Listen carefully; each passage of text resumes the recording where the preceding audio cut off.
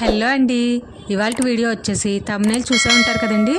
రథసప్తమి పూజ vlog అనమాట. ముందు రోజు ఏమేమి ఐటమ్స్ తెచ్చుకున్నాను అనేది వీడియో అయితే షార్ట్లో పెట్టానండి. చిక్కుడుకాయలు, చిక్కుడాకులు, చిక్కుడు పువ్వులు, అలాగే రేగుపళ్ళు, జిల్లేడాకులు అన్నీ కూడా తీసుకొచ్చుకున్నానని చెప్పి చూపించాను. ఈరోజు 7 జిల్లేడాకులు 7 రేగుపళ్ళతో మా పిల్లలకి ఈ విధంగా అయితే స్నానం చేయించానండి. స్నానాలు అయిపోయాక నిత్య దీపారాధన అయితే చేసుకున్నాం అనమాట. తర్వాత రథసప్తమి పూజ కోసం అని చెప్పి ఆవు పాలు తెప్పించుకున్నానండి. ఒక 1/2 లీటర్ వరకు ఉంటాయి ఆవు పాలు. ఇది వచ్చేసి ఈ గ్లాస్తో నేను బియ్యాన్ని అయితే తీసుకుంటున్నాను. ఈ పాలకి ఒక ఇత్తడి పాత్ర ఒకటి తీసుకుని మంచిగా వాష్ చేసుకుని పసుపు రాసి బొట్లు పెట్టి ఆవు పాలు అయితే వేసుకుంటున్నానండి. పలచగానే ఉంటాయి కాబట్టి ఎక్కువ వాటర్ అయితే వేసుకోక్కర్లేదు కదండి, అందుకని వాటర్ కూడా వేయలేదు. పైన డాబా పైన సూర్యకిరణాలు బాగా పడతాయి కాబట్టి అక్కడ నేను ఇలా పొయ్యి అయితే వెలిగించుకుంటున్నాను అనమాట. ఆవు పిడకలతో ట్రయాంగిల్ షేప్లో చేసుకుని ఇలా పొయ్యి అయితే సెట్ చేసుకున్నాను అనమాట అండి. ఇవి కొంచెం వెలగడానికి స్టార్టింగ్లో అయితే కొంచెం ప్రాబ్లం అయింది, ఇవన్నీ కూడా వెలగడానికి. తర్వాత ఒక్కసారి వెలిగిన తర్వాత చాలా బాగా ఫాస్ట్గా అయిపోయిందనమాట. ఇప్పుడు పాలైతే పెట్టేసుకుంటున్నానండి.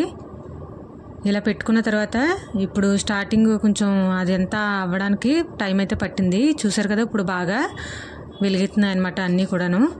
ఇప్పుడు పాలు పొంగే టైం వచ్చింది కాబట్టి ఒకసారి మీకు చూపిస్తున్నాను. పాలు పొంగేటప్పుడు ఇదిగోండి, ఇలా పొంగిన తర్వాత ఇప్పుడు బియ్యాన్ని అయితే వేసుకోవాలి. కాబట్టి ఇంట్లో ఎంతమంది ఉంటారో అంతమందికి ఒక్కొక్కరికి 3 సార్లు పేరున చెప్పుకుని వేసుకోవాలి కదండి.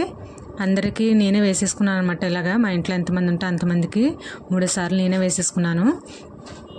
వేసుకున్న తర్వాత ఇప్పుడు గరిటె పెట్టి కలపకూడదు కాబట్టి చెరుకు గడతో ఈ విధంగా కలుపుతున్నాను అనమాట.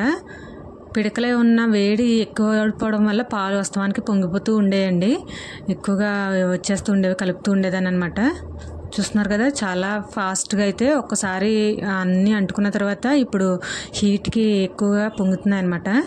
ఈలోపు చిక్కుడుకాయలని శుభ్రం చేసి పెట్టుకున్నాను. అలాగే కొత్త చీపురు కట్ట 2 పుల్లల్ని కూడా తీసుకుని అవి కూడా మంచిగా వాష్ చేసుకుని నీట్గా పెట్టుకున్నానండి. ఇప్పుడు బియ్యాన్ని అయితే ఒకసారి చూపిస్తాను చూడండి. ఇదిగోండి, ఇది విధంగా వచ్చినాయి అనమాట. కొంచెం ఇంకా పదునుగా ఉంది. ఈలోపు చిక్కుడు రథాన్ని అయితే తయారు చేసుకుందామని చెప్పేసి ఇలా చిక్కుడు రథాన్ని అయితే తయారు చేసుకున్నానండి. 7 చిక్కుడుకాయలతో ఇలా మంచిగా రథాన్ని అయితే రెడీ చేసి పెట్టుకున్నాను. ఇప్పుడు అన్నం కూడా మెత్తగా ఉడికిపోయిందండి. చాలా మెత్తగా చేసి పెడతారు సూర్యభగవానుడికి, ఎందుకంటే ఆయనకి పళ్ళు ఉండవు అని చెప్తూ ఉంటారు కదండి. ఇదిగో చూడండి, అన్నము చాలా మెత్తగా అయితే ఉడికిపోయింది. ఇప్పుడు బియ్యం ఏ గ్లాస్తో అయితే తీసుకున్నానో అదే గ్లాస్తో బెల్లాన్ని కూడా తీసుకుని కలిపేసుకుంటున్నాను. ఇప్పుడు మనకి ప్రసాదం అయితే రెడీ అయిపోయిందండి. సూర్యభగవానుడికి ఎంతో ఇష్టమైన ఆవు పిడకల మీద పరమాన్నం అయితే రెడీ అయిపోయిందండి. చూడండి, చాలా మెత్తగా అయితే చేశాను అనమాట. చూసారు కదా, చాలా మెత్తగా అయితే అయిపోయింది. ఇప్పుడు చిక్కుడుకాయ రథానికి కూడా పసుపు రాసి కుంకుమతో బొట్లు అయితే పెట్టేసుకున్నానండి.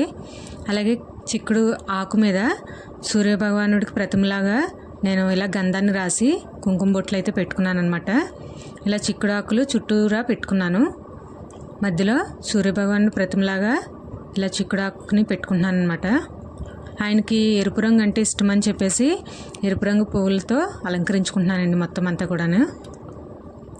ఇలా అలంకరించుకుంటే ఆయనకి చాలా ఇష్టం అని చెప్పేసి ఎరుపు రంగు ఎక్కువ వాడుతూ ఉంటారని చెప్పేసి ఎరుపు రంగు శారీయే కట్టుకున్నాను నేను. అది చూపిందాం అనుకున్నాను, నాది వీడియో తీసుకోవడానికి నాకు అవ్వలేదనమాట. నేనే వీడియో చేసుకుంటూ తీసుకోవడం వల్ల కొంచెం నాకు అంత అవ్వలేదనమాట. ఇదిగోండి, ఇప్పుడు తులసమ్మ వారి దగ్గరికి వచ్చేసి ఇక్కడ రథం ముగ్గు అయితే వేయాలి కాబట్టి పసుపు నీళ్ళు చల్లేసి పసుపుతో కొంచెం అలికినట్టు అలా చేసేసి ఇక్కడ నాకు వచ్చినట్టుగా రథాన్ని అయితే వేసేస్తున్నాను. అంత మంచిగా ఏమీ రాదండి రథం ముగ్గు, కొంచెం నాకు ఏదో వచ్చినట్టుగా వేసేసాను అనమాట. ఇలా వేసేసుకుని ఒక ఏకచక్రం ఉంటుందని చెప్పేసి అంటారు కదండి, అందుకని కింద ఏకచక్రం ఒకటి వేసేసాను. లోపల మాత్రం పద్మం ముగ్గు వేసుకున్నానండి. మనం అక్కడే చిక్కుడు రథాన్ని అయితే పెట్టుకుంటాం కాబట్టి ఇక్కడ లోపల అయితే పద్మం వేసుకున్నాను. ఈ విధంగా వేసుకోవడం వల్ల మనకి అంటే ఈస్ట్ ఫేసింగ్లా ఉండడానికని చెప్పి నేను చక్రాన్ని అలా పెట్టానండి. మాది ఇటువైపు ఈస్ట్ ఫేసింగ్ వస్తుంది, మీకు తెలుస్తుంది కదా సూర్యకిరణాలు ఎటు నుంచి పడుతున్నాయి అనేది. అటు నుంచి నేను అటువైపుకి వేసుకున్నాను అనమాట. ఇలా పసుపు కుంకుమ అక్షింతలు వేసేసుకుని ఇప్పుడు రథాన్ని అయితే తెచ్చుకుని అందులో పెట్టేసుకుంటున్నాను. ఇప్పుడు ప్రసాదాన్ని కూడా పెట్టుకోవడానికి కింద ఒక అరిటాకును వేసుకున్నాను అనమాట అండి. అరిటాకులో 7 చిక్కుడుకాయలు ఆకులను అయితే పెట్టుకుంటున్నాను. ఒక చిక్కుడాకు అయితే విఘ్నేశ్వరుడికి కూడా ప్రసాదాన్ని పెట్టుకుంటున్నానండి. అలాగే దీప కుందులకు కూడా కింద చిక్కుడాకుల్ని పెట్టుకున్నాను.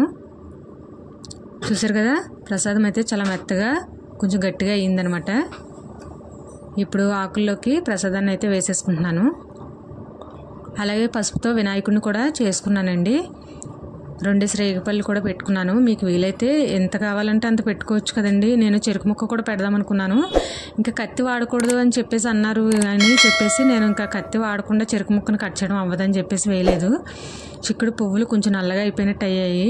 అవి కూడా వేసేసుకుని విఘ్నేశ్వరుడి దగ్గర కూడా పువ్వుల్ని అలంకరించేసుకుని అరటిపళ్ళు తాంబూలంగా పెట్టానండి విఘ్నేశ్వరుడికి. ఇంకా అక్కడ సూర్యభగవానుడికి ఇంకా తులసమ్మవారి దగ్గర కూడా పెట్టుకున్నాను అనమాట.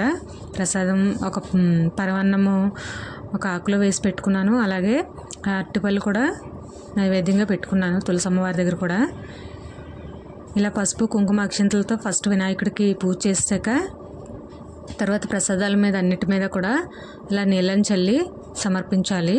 నైవేద్యం సమర్పయామి అని. దీపం దర్శయామి అయిపోయింది కాబట్టి ఇప్పుడు ధూపం చూపిస్తున్నామండి. ఈ విధంగా ధూపం కూడా చూపించేశాక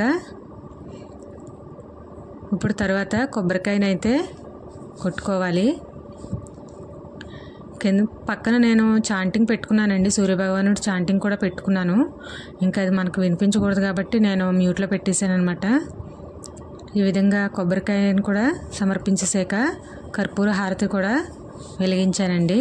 చూసారు కదా, ఇలా మొత్తం పూజ అంతా కూడా ఇలా సూర్యకిరణాలు పడే చోట నేను చేసుకున్నానండి. నాకు వచ్చిన విధంగా ఇలా రథసప్తమి పూజనైతే నేను కంప్లీట్ చేసుకున్నాను అనమాట. మొత్తము పూజ అంతా అయిపోయాక దీపం అంతా కొండెక్కింది. చూస్తున్నారు కదా, ఆయిల్ మొత్తం అయిపోయింది. తర్వాత కలసంలో నీళ్లు తులసమ్మవారికి వేసాను.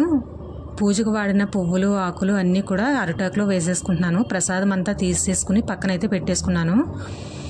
ఇలా మొత్తం అన్నీ కూడా ఆకులో పెట్టేసి అవన్నీ ఒక కవర్లో పెట్టేసుకుని మంగళవారం వచ్చింది కాబట్టి రథసప్తమి రెండో రోజు వేయకూడదు కాబట్టి గురువారం రోజుని కలుపుకోవాలండి. అలాగే రథాన్ని కూడా ఎవరు తొక్కకుండా ఈ విధంగా క్లీన్ చేసేసుకోవాలి. తొక్కితే మరలా మనకే పాపం కదండి, అందుకని మొత్తం అంతా క్లీన్ చేసేసుకోవాలి. ఇదండి ఇవాళ వీడియో. మీకు కనుక నచ్చినట్లయితే please like, share and subscribe our channel. Thanks for watching this video.